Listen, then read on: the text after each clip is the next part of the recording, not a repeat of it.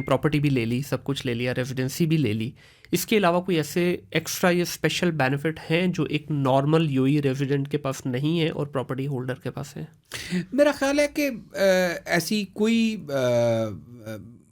میری نظر میں تو کوئی ایسا کانسیپٹ نہیں ہے کہ کسی ریزیڈنٹ کے پاس کوئی ایڈیشنل بینیفٹس ہوں. ٹھیک ہے. دیکھیں جو پراپرٹی انویسٹر کے پاس جو سب سے بڑا بینیفٹ میری نظر میں وہ یہ ہے کہ اگر آپ لیٹ سپوز اپنے میڈس کو آپ اسپانسر کرنا چاہتے ہیں, آپ اپنے ڈرائیورس کو بلانا چاہتے ہیں, تو اگر آپ گولڈن ویزا ریزیڈنسی آپ نے ایز اے انویسٹر لی ہوئی ہے تو آپ بلا سکتے ہیں. اوکے.